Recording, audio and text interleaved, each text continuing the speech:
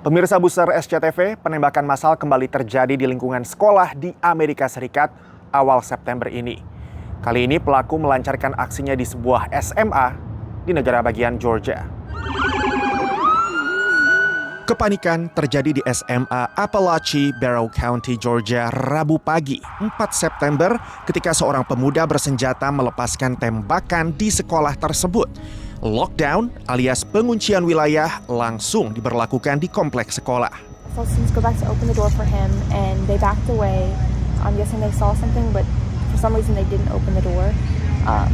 And I can just see him kind of turn to the side, like what would have been my right, and you just hear gunshots.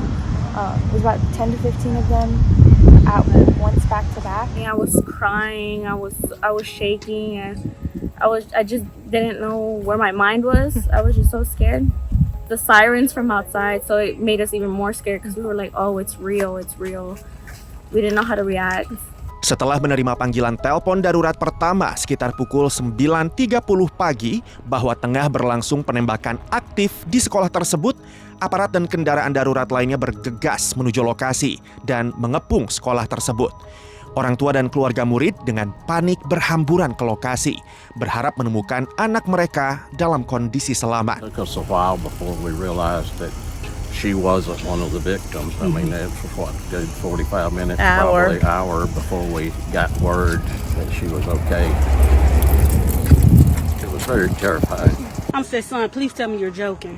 He said, no, Mom, I'm not joking. He said, they're shooting in the school, and the shooter is right across the hall from me. And I said, Hakeem, I said, pray. And so immediately I left out the door and was on my way down here. Setelah polisi datang, para murid dievakuasi ke stadion football sekolah. We were waiting in there for like a good 30 minutes, maybe close to an hour. But as soon as they started clearing out students, just a group of police just coming, making sure we're okay, and then letting us evacuate. And once we got outside, just the feeling we got from relief that we're okay, and we got to get to our parents. 4 orang dinyatakan tewas, yaitu 2 murid dan 2 guru, sementara 9 orang lainnya terluka. Obviously the shooter was armed, and our school resource officer engaged him, and the shooter quickly realized that if he did not give up, that it would end with an OIS, or an officer-involved shooting. He gave up, got on the ground, and the deputy took him into custody. His name is Colt, that's C-O-L-T, Gray. He is a 14-year-old student here at the school. He will be charged with murder and he will be tried as an adult. FBI dan kantor syarif sempat mewawancarai pelaku pada pertengahan tahun lalu setelah ia dilaporkan membuat ancaman online akan melakukan penembakan di sekolah. Pelaku membantah membuat ancaman tersebut dan kantor syarif pun memberitahu sekolah-sekolah setempat untuk memantau remaja tersebut. Penembakan massal dengan menggunakan senapan serbu itu terjadi tidak lama setelah para pelajar kembali bersekolah pada tahun ajaran baru. Serangan itu menjadi pengingat bagi para siswa, guru, maupun orang tua akan ancaman kekerasan senjata api di lingkungan sekolah dan kampus di Amerika Serikat yang masih mengintai. Washington dengan segera menanggapi kasus penembakan massal terbaru di negara itu. We are still gathering information, but the FBI and ATF are on the scene, working with state, local, and federal partners. I'm devastated for the families who have been affected by this terrible tragedy. The Justice Department stands ready to provide any resources or support that the Winder community needs in the days ahead. We cannot allow this to happen in our communities. We cannot allow this to happen in our schools. So we have to do everything that we can to keep our children safe, to keep the people who are supposed to protect our children, who are they supposed to learn from safe.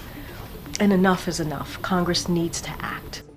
Perdebatan mengenai solusi terbaik isu penembakan massal di sekolah di Amerika kerap bernuansa politik.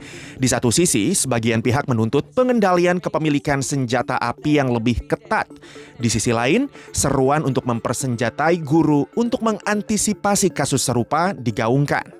Yang jelas, selama 2 dekade terakhir telah terjadi ratusan insiden penembakan di lingkungan sekolah dan perguruan tinggi di Amerika, di mana yang terburuk terjadi pada tahun 2007 di kampus Virginia Tech dengan 32 korban jiwa dan 23 korban luka.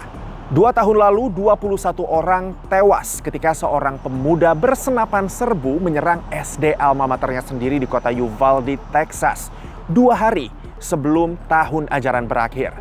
Pelaku turut tewas dilumpuhkan aparat. Sementara dalam kasus di Georgia ini, motif pelaku masih didalami. Sidang perdananya digelar 6 September. Pemirsa, demikian Buser edisi kali ini dari kota Alexandria, Virginia, Amerika Serikat. Saya Rifan Dwi Astono. Tetap waspada, kejahatan ada di sekitar Anda.